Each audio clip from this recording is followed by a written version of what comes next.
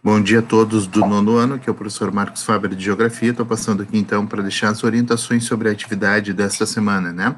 A semana passada, então, eu deixei só um texto falando sobre os aspectos gerais da Europa. Hoje eu estou colocando um complemento falando sobre o clima, hidrografia, relevo e vegetação do continente europeu, tá? Junto tem uma atividade, essa atividade é uma atividade do Google Formulários, então vocês vão abrir ali no próprio Classroom, e são 15 frases sobre a Europa. Vocês vão selecionar aquelas das 15, aquelas que são corretas. As incorretas não marca só as corretas, tá? Então, ela não é de múltipla escolha, né, mas sim de marcar as alternativas corretas, é quase como se fosse verdadeiro ou falso, tá? Outra coisa, quem tem a recuperação de geografia para fazer, ela já está disponível, tá? Já encaminhei, então quem tem a recuperação está recebendo essa atividade para realizar, tá? Procura mandar ela até sexta-feira, o retorno já com ela realizada, beleza? Então eu vou abrir o conteúdo da aula de hoje, já que a atividade ela é sobre o conteúdo da aula anterior e o desta semana, certo? Então eu estou abrindo aqui, esperar só carregar a imagem. Então ela fala sobre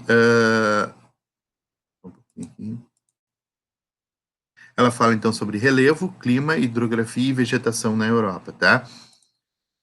O primeiro, relevo. O que ela fala aqui sobre o relevo europeu? Primeiro, que o continente europeu ele é o segundo menor do mundo, né, entre os continentes, ele só é maior que a Oceania, mas isso, mesmo assim, ele tem 50 países, né? Isso já estava sendo falado lá no texto da aula passada. Mas o que traz aqui de importante sobre o relevo é que, mesmo não sendo um continente tão grande, tão extenso como outros são, como a América ou a África, ainda assim ele é muito rico e diverso, certo? Então, existem planícies, existem montanhas, existem os Alpes, né? Que o terceiro parágrafo, olha só quanta informação ele traz aqui, ó. Existem a cadeia das Ilhas Britânicas, os montes escandinavos, isso falando da região norte da Europa, né?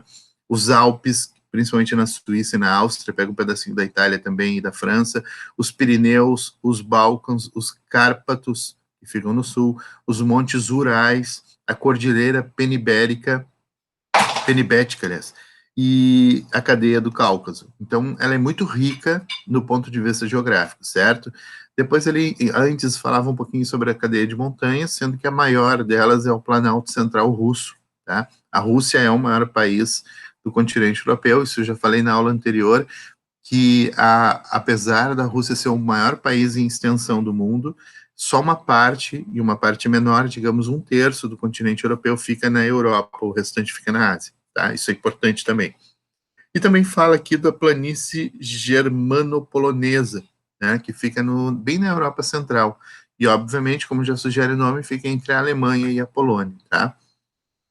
Quanto ao clima, então, o clima ele é temperado, mas não é somente esse o clima, ele é o clima predominante na Europa, mas a Europa ela tem mais de um clima, tá? Então, devido à sua localização geográfica, o temperado é o clima predominante, tá? No qual pode ser observado variações continentais e oceânicas. Por exemplo, bem ao norte é super frio, né? Na região da Península Escandinava, onde eram os vikings que habitavam no passado, uma região gelada, né? Já o sul, a região mediterrânea, nós temos outro clima, tá? Mas o clima que é o geral, né, da Europa, predomina é o temperado, assim como a gente fala no Brasil que o clima que predomina é o clima tropical, mas não é o único do país, tá?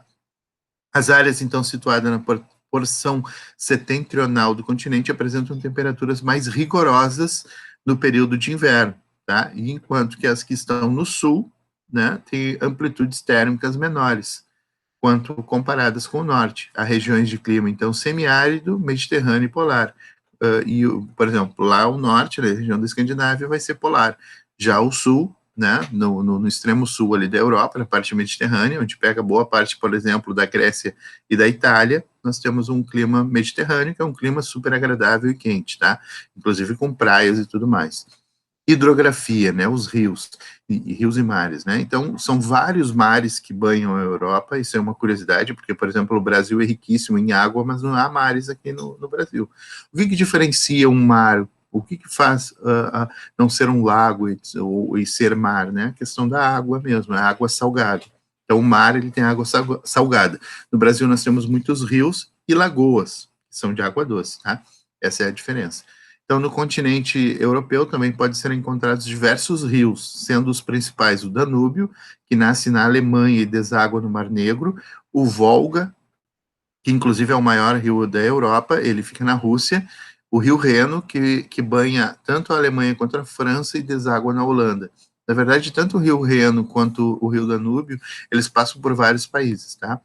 A vegetação, ela pode ser, então, a Europa pode ser um território heterogêneo, ou seja, tem diversos tipos de vegetação, e podem ser encontrados na Europa alguns característicos da região, como a tundra. E aí, como a tundra tem um nome estranho e não é comum para nós, eu coloquei ali do lado uma ilustração mostrando o que é uma tundra e explicando o que ela é. A tundra são as típicas planícies sem árvores. Então, imagina uma região plana, mas sem nenhuma árvore, vegetação toda bem baixa, tá?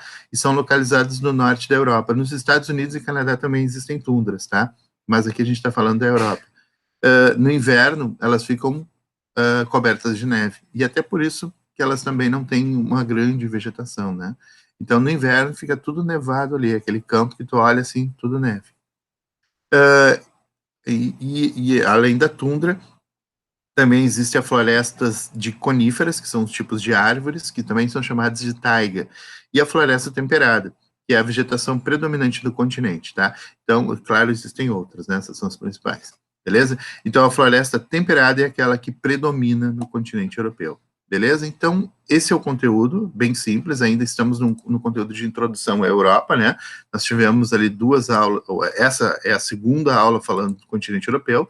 Então, a partir da próxima aula, a gente começa a ver a parte da economia, começa a entrar em outros aspectos que começam a, digamos, complicar um pouquinho mais o conteúdo. E depois entramos nos países, certo?